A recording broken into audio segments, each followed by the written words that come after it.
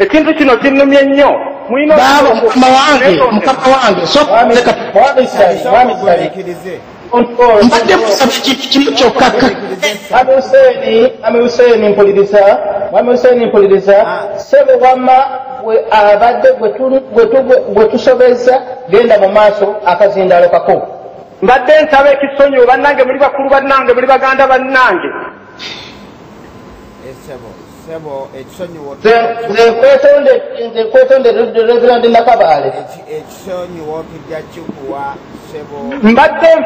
mbadde nfigitinga nga bannange mbagamba nti njagala okubagamba nti mu ebintu bino okutuuka wano bwe tuli mumanyi nti ffeffe nnyini tetunnaba kwetereeza ffeffe nnyini twali tufollowinga Lukanda Manda ng'atumatiza nga tulowooza nti is the right person to be with naye nga ffeffe nnyini kakati wano conclusion mubadde mugize nti amanyi abantu ngaabo bwe batuuka nga bagala kutuluja ku mulamwa bannange kitu kino kirungi si bantu bonna be bakyogedde naawe si bantu bonna baba ate nabaawomusobi naawe ate oziru nedda kansooke nange njogereko mulongo sooka omuleke naawe ate mukulu ogudde mu nsobi kubanga ogambye nti abantu bonna ekikulu nti ogenza okuyingira ng'abantu bali wound up olw'okubbibwa n'okukolebwa ebintu ebyo byonna ebibadde bikolebwa kubanga ebintu ebyo byonna byonoonye ebiseera era ne bivaako omusaayi okuyika osanga ogutandiise tomanyi osanga obuganda bwandibadde bwatuuka dde gye bugenda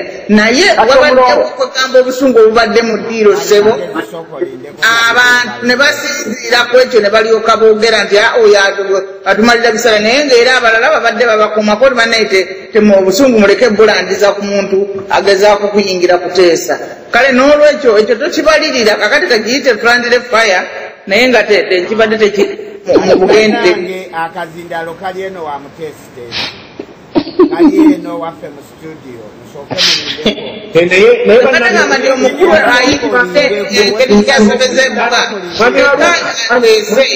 tegeka lindako mu inginiya bwe tusaba okulindako gumiikiriza bano obugumiikiriza nze ngiri mu kugumiikiriza naye abantu we tuba twogera ne basekera mu background abamu tuli siriyasi ne batugomba okuseka tulinga abali ku mbaga bannange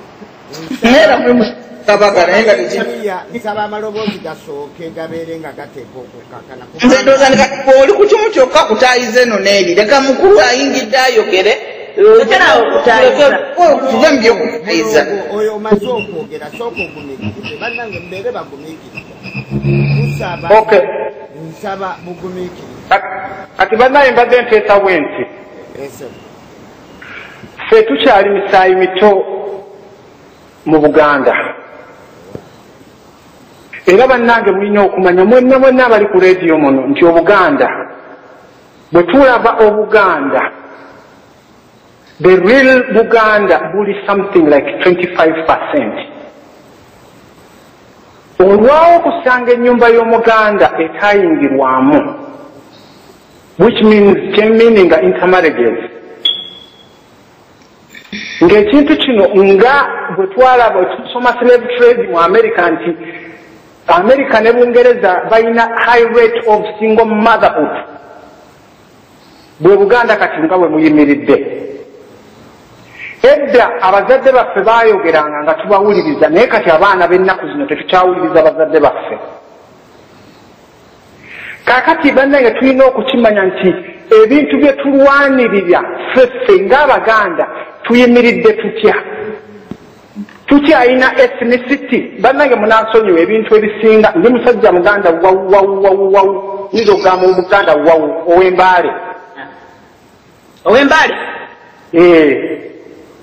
Embale mu Fiji. Embale abasiraamu baakakungulwa baagenda Embale. Empale mu Buliso. Kaakati tetulina okulaba nti Obuganda tubuzzaawo tutya. Omuganda wakeeranga ku makya n'omukola ekintu n'Afirika. Naye Omuganda w'ennaku zino akolebwa ekintu n'Afirika. Waliwo Omuganda ebintu ebitalinga bintu kwegamba ffe abantu abakuze abakulidde ku regimu eno kwegamba waliwo ebintu bye tusoma mu histories ne tulabanga ebintu bino bannange abaganda b'ennaku zino abakyala more especially abakyala nga tebakyeyisa ng'abaganda abaami tebakyeyisa ng'abaganda. So how are you expecting of promoting obuganda? Gwe oluzinze ethnicity, oluzinze ethics, oluzinze customs, oluzinze norms. Simba kawefumu osimbye sebo kati mukulu magazi kyenjagala okukulaga nti ebizibu byonna tubiguddemu lwako munne twatuuka ne tuwambibwa ne tubeera nga tetukyasobola kukulembera abantu baffe na byonna ebikuma omuganda okutambulira mu masa mu nnono mu mpisa ze tebisobola kubaawo ng'ali mu kkomera ali ku njegere nga abantu bava kuvyeri mu malundiro mu malungu gye babeeranga ne bajja ne batandika okuwamba obuyinza baffe ne batufuga. Kati omuganda nga tonawamu nenyannyo abakyala obuteyisa nga baganda abaami obutakola ki omulimu gwe tulina guli gumu buganda kugijja mu buwambe sebo genda maaso otunava mu buwambe ebyo byonna bijja kuggwawo. Sebo ekintu nga kyempromotinga kyenjagala okupromotinga oba ledi eno bwe bagiŋŋambye kagamba mpulira ekintu nga obuganda buno njagala okusooka okudda wansi ku drawing board tulabe twasangawo obuzibu buno twabugwamu tutya obuzibu buno tubuvaamu tutya naye abantu abagenda okutujja mu bazibu be baani kubanga that is the main important thing. Emmere yaffe tetukyajagala ennyambala yaffe tetukyajagala. Mwami Magezi Simba wakati kikoze bulungi weeyanjudde nti gwe gusoose okubeera nti ojja ku lediyo eno baagijjanye ebintu ebyonna byogerako eno lediyo byonna nga bwobyogera simokolayo isitole n'ebyafaayo emyaka gigenda kuwera 3 kati emyaka gigenda kuwera 3 nga twogera naye ng'era gwe Mwami Magezi mugiziimudde gwenja okutugamba nti gwenja okigamba kubanga sebo kamusala ekirimi newankubadde abaganda bagamba obutamanya tebukugibwako musango. Magezi alabika munnamateeka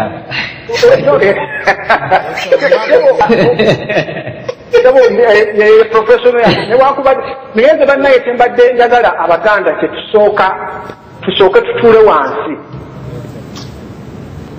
Emyaka gyange gikyali mito naye bagamba nti negwozadde akubire ngoma n'okola ki bannange abantu bali bangi wano Nalongo omulongo sebo nyabo omulongo abantu abasinze okuyiwayo Buganda the generation is our guru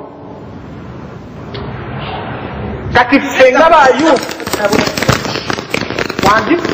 naye andi sebo katugambe bwe tuti nti ebintu omuntu bwagwa mu buzibu n'atazibuwala yennyini omuntu n'agwa mu buzibu yennyini omuntu oyo n'atazibuwala obuzibu bwe bweyongera. Amateeka agafuna ensi eri mu ddembe si ge gafuga ensi eri mu lutalo. Uganda eri mu buwambe eri mu lutabaalo kati abantu oyinza okubanenya abantu kankungereko katono bwe bajjako gundi oyo Amini ne baleeta Mukululule overnight abaganda bakyuka bonna ensi yonna nebeera ndala okitegedde abaali e Buganda bakitutegeeza nti ekintu kyonna kyakyuka abantu basse mwendo kwega muntu yasuubula ekintu ku sente nyingi ate nga sente tezinnakyuka ne babitandika okubitunda ku sente za wansi abantu ne bakola okufaako fyona ennaku simanyi zaali 6 simanyi zaali 7 abantu ne babeera nga bakyuse kubanga abantu baafuna essuubi eppya baga kati Obuganda buzzeemu naye jjukiranga ekyo nti amateeka agafuga olutalo sige gafuga mu ddembe abantu abo kye bagamba mu kiseera kino nga tuli buzibu nti kale Abanyarwanda mujje nabo bulungi lekasebo lidabanga ffe Abaganda tulina obuntu bulamu tukyaza teri muntu akyaza mu lutalo wakati mulongo nkugambeyo ekintu kati sebo genda mulongo nkugambeyo ekintu maama wange you can't defeat tosobola kudifeatinga maasi kyesazeewo. Omuntu bw'akeera ku makya n'agamba nti nze kino ŋŋaanye kino mba ŋŋaanye. Bannange nze kye mbadde nkubiriza tubadde rediyo eno ngiguddemu wawaddewo ebyayogerwa wawaddewo ebitaayogerwa naye waliwo akagambo akayitibwa the context. Simanyi akagambo ako okazza mu Luganda olunnyinyitivu. Context y'okuzzaawo Buganda. Kubanga bwe mbadde nzirayo nti abantu abasinze okutusuula mu matigga ge tulimu right now be bakulu. Abantu abakulu oteekawo kaakati katono olabika weesibiridde nnyo obukulu n'obuto. So njagala oddeyoko katono sonyiwaako njagala oddeyoko katono tuleme nnyo kukitwala ku myaka kubanga era bw'onoddayo bw'onojja nga olaba bassekabaka baffe baali mu myaka mito abazze